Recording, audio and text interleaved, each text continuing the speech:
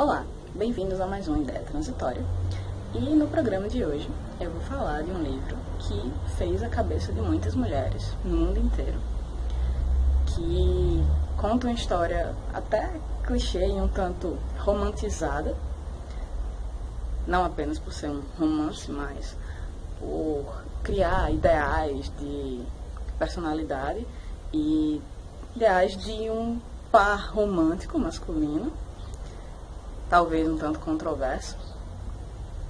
Recentemente, esse livro ganhou uma adaptação cinematográfica, do qual eu também vou pincelar aqui um pouco.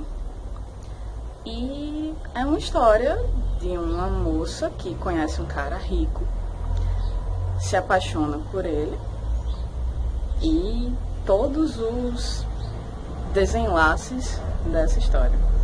Eu vou falar hoje de 50 Tons de Cinza. Não.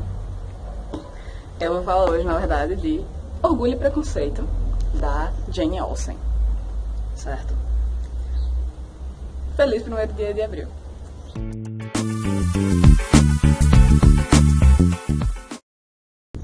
Orgulho e Preconceito, de Jane Austen, é um dos primeiros romances dessa escritora britânica e certamente é um dos mais famosos, é um dos que mais teve repercussão em outras mídias, como peças de teatro, filmes, adaptações de seriado.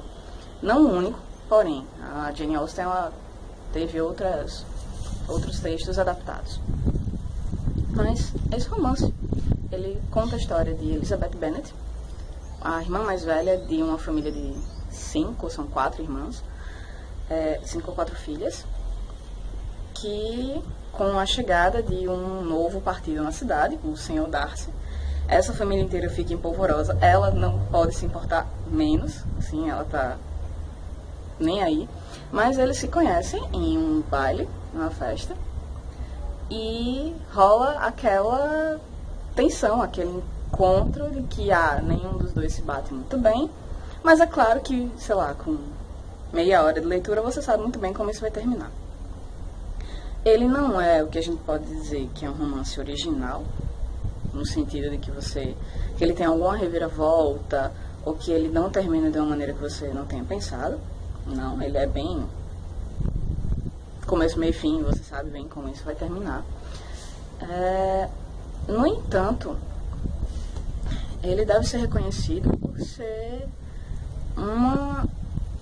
como eu disse, ele foi um dos primeiros romances da Jane Austen, que ela falava sobre o universo doméstico, ela falava ela falava com um olhar muito feminino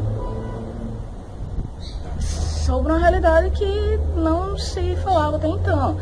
Então, nessa história de amor bobinha, você tem aí uma discussão sobre a falta de direitos que as mulheres tinham na época, que elas não podiam herdar nada, elas não podiam ter uma propriedade delas mesmas.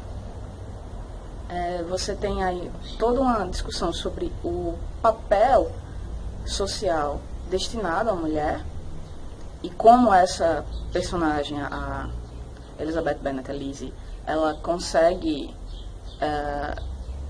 de certa forma, romper um pouco com isso.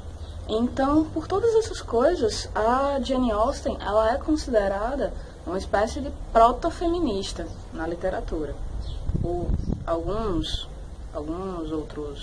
teóricos. Eu nem sei, na verdade, se o termo seria esse, mas eu ouvi de uma professora na universidade e eu achei que cabia bem, porque eu acho que é antes de qualquer noção de movimento feminista, como a gente conhece, então eu acho que descreve bem essa escrita da Jane Austen. Então ela vai realmente se deter a um universo doméstico, da casa, da relação da mulher com a família, com a sociedade, como ela consegue, ou não consegue, na verdade, lidar com essas expectativas que são impostas a ela, certo? E nesse sentido ele funciona muito bem como um romance de costumes, que é uma narrativa capaz de demonstrar, de falar muito sobre uma época, nesse sentido. E, bem, a história, ela se centra no romance entre a Elizabeth e o Darcy, que ele é um bom partido, é um homem rico, chega numa cidadezinha de interior e conhece ela, conhece as irmãs dela e a casa inteira dos Bennet, de certa maneira, capitaneadas pela figura da mãe, as mulheres inteiras, quase todas as mulheres ficam em polvorosa, porque você tem 2 rapazes na cidade e eles são bons partidos e vocês precisam se casar, precisam garantir o seu futuro, e etc, etc, etc. E, assim, fica bem óbvio o costume matrimonial da época. Nesse meio, assim, você tem personagens femininas que ainda conseguem serem diversas entre si, talvez com exceção da mãe, que é uma figura bem arquetípica dessas que você vê em novela brasileira, que ela eu sou a mãe preocupada com o futuro das minhas filhas e eu preciso fazê-las casar-se de qualquer forma. Nesse outro meio você tem o personagem do pai da Elizabeth Bennet, o Sr. Bennet, que eu acho que ele é uma figura muito, muito legal, assim, pela relação que ele está disposto ali a construir com as filhas. Bem, a casa inteira fica empolvorosa, a cidade inteira fica falando de todas as coisas envolvendo os rapazes, tudo vira novidade, tudo vira motivo para notícia, até o momento em que uma das irmãs da Elizabeth, a Lydia, ela foge com um rapaz, foge para casar, né? Só que esse rapaz, ele é uma espécie de inimigo mortal do Sr. Darcy. Ele era um trapaceiro. O livro explica com mais detalhes isso, eu não vou me dedicar tanto a isso, mas é nesse ponto em que a Elizabeth e o Darcy se aproximam de verdade em prol de tentar ajudar a irmã da Lizzie. E aí é quando todos os desencontros e desentendidos se esclarecem e, claro, o romance prossegue. O romance entre eles finalmente se solidifica e procede.